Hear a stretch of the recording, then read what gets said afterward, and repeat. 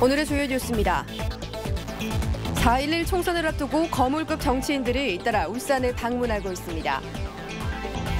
4.11 총선 후보 가운데 보수 성향의 무소속 후보들이 연대와 지지를 선언했습니다. 태화강 줄배가 40년 만에 다시 등장해 다음 달 시민들에게 무료로 개방됩니다. 수요 열린예술무대 뒤란이 오늘 밤 김광석 추모 공연 형식으로 문화예술회관에서 열립니다. 여러분 안녕하십니까? 3월 28일 수요일 UBC 굿모닝 울산입니다. 울산지방은 오늘 대체로 맑은 가운데 아침 최저 5.9도, 낮 최고 16도로 포근하겠습니다. 하지만 아침 한때 짙은 안개가 끼는 곳이 있겠고 바람이 다소 강하게 불겠습니다. 내일은 맑은 가운데 아침 최저 5도, 낮 최고 18도로 완연한 봄 날씨가 예상됩니다.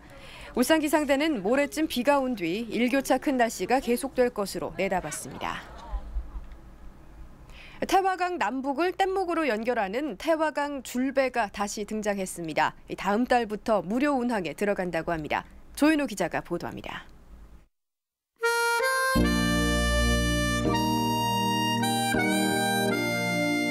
교복을 입은 학생들이 배를 타고 줄을 당겨 강을 건넙니다. 차량도 다리도 보기 힘들었던 1960년대, 이 줄배는 태화강을 건너던 유일한 교통수단이었습니다. 40년이 지난 지금 태화강에 다시 줄배가 등장했습니다. 태화강 전망대와 심리대 숲에 나루를 설치하고 130m 길이의 동화줄로 연결했습니다. 저희도 고등학교 3학년 때도 저 태화교 위에 연금소라는 곳에서 이런 나룻배 줄로 달아가지고 왔다 갔다 하는 그게 있었어요. 2군데, 3군데 정도 있었는데. 대나무와 플라스틱통을 엮어 만든 이 태화강 뗏목은 모두 10명의 승객과 함께 자전거도 함께 실을 수 있습니다. 남구청은 안전을 고려해 유속이 느리고 수심이 얕은 곳을 선정했습니다.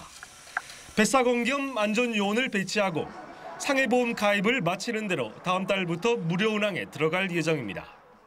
태화강 관리단에서 인원들이 계십니다. 그분들을 이용해서 사공을 할 생각입니다. 이벤트로 옛날 포졸 옷을 입는다든지 또 옛날 고등학교 교론복을 입고 한다든지 이런 그 옛날 향수를 자극하는 태화강 줄배가 새로운 명물이 될 것으로 보입니다. UBC 뉴스 조인호입니다.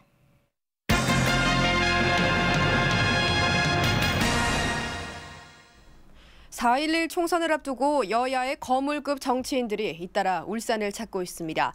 보수와 진보가 맞붙는 울산에서 앞다투어 새몰이에 나서고 있다는 분석입니다. 김익현 기자입니다. 울산에서 5선을 한 뒤 서울로 진출한 새누리당 정몽준 전 대표가 울산을 찾았습니다.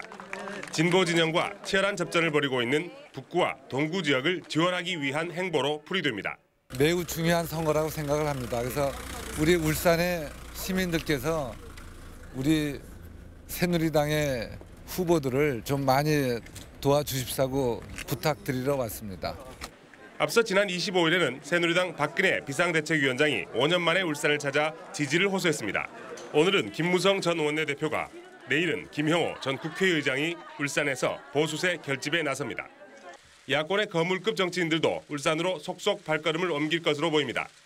민주통합당 한명숙 대표와 통합진보당 이정희 대표는 내일 울산에서 열리는 민주, 진보 공동선대위 발대식에 참석합니다.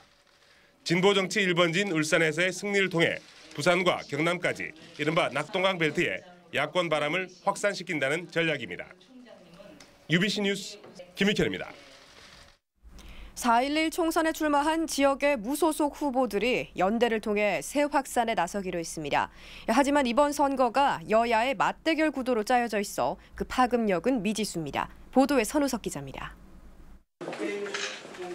이번 총선에 출마한 울산 지역 무소속 후보 6명 가운데 4명이 무소속 연대를 선언했습니다. 중구 유태일, 남구갑 김원덕, 남구월 허원혁, 동구 박정주 후보로 모두 과거 한나라당 출신들입니다.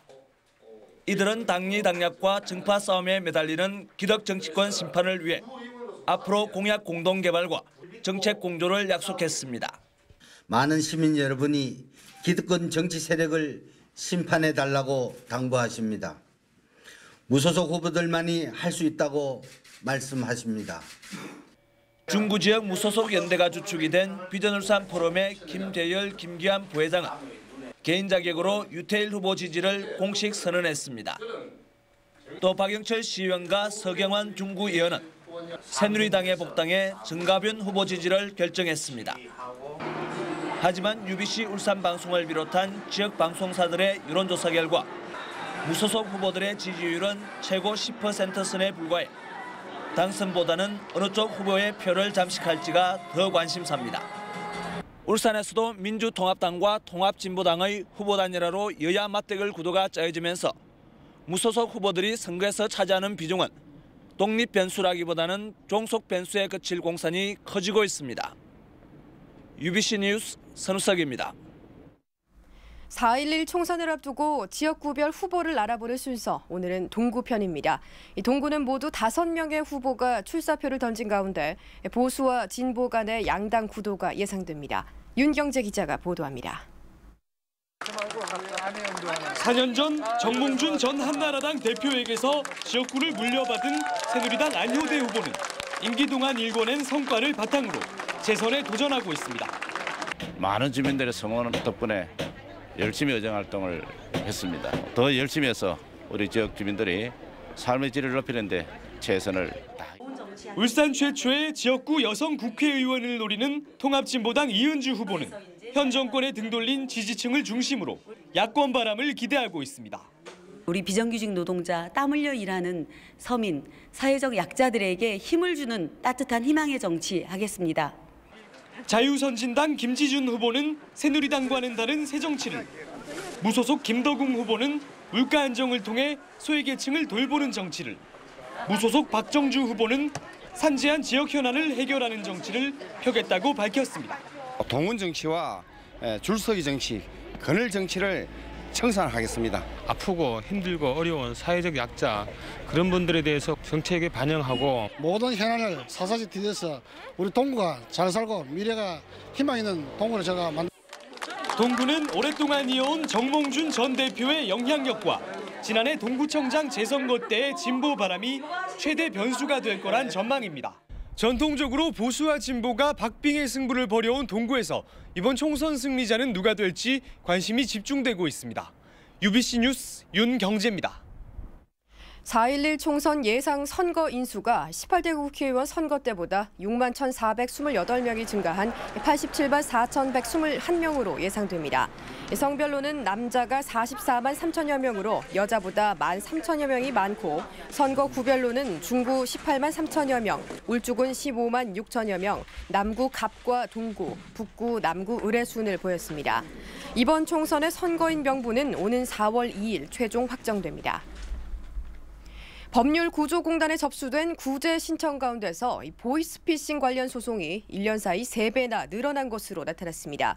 경기 침체가 원인인 것으로 분석됩니다. 이다루 기자가 취재했습니다. 국가유공자인 송모 씨는 지난해 보이스피싱 사기를 당했습니다. 누군가 자신의 주민등록 번호를 도용해 휴대폰 2대를 구입했고 160만 원 상당의 대금 청구서까지 날라온 것입니다. 갑자기 휴대폰 개통했다는 메시지가 왔더라고요. 그 휴대폰 회사에 가서 알아봤지요. 그러니까 명예훼손 당했다더라고요. 이처럼 개인정보를 도용해 돈을 빼가는 보이스피싱 범죄가 기승을 부리고 있습니다.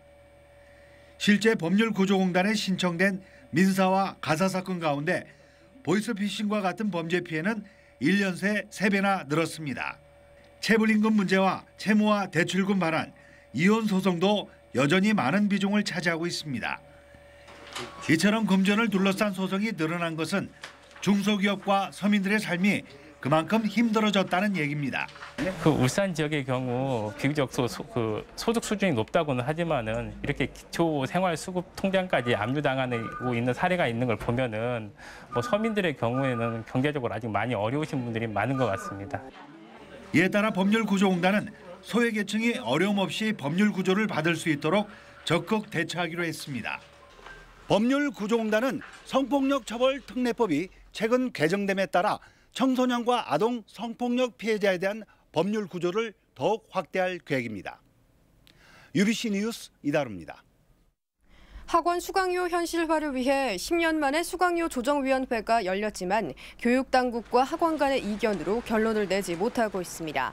강남과 강북교육지원청은 최근 학원 수강료 조정위원회를 열고 시간당 2,400원이던 수강료를 강북초등학생은 4,800원, 강남고등학생은 9,680원으로 인상하는 방안을 마련했습니다. 이에 대해 교육당국은 사교육비 급증을 이유로 책정된 수강료를 낮추라고 요구하고 있지만 학원연합회는 운영난을 이유로 맞서고 있습니다.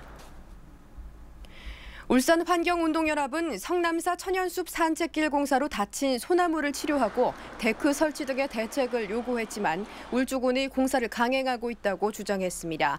이에 대해 울주군은 상처 입은 나무들에 대해 치료제를 살포했으며 소나무 보호를 위해 친환경공법의 시공 방안을 검토 중이라고 밝혔습니다. 수요 열린예술무대 뒤란이 JK 김동욱의 사회로 오늘 저녁 7시 30분 문화예술회관 소공연장에서 열립니다.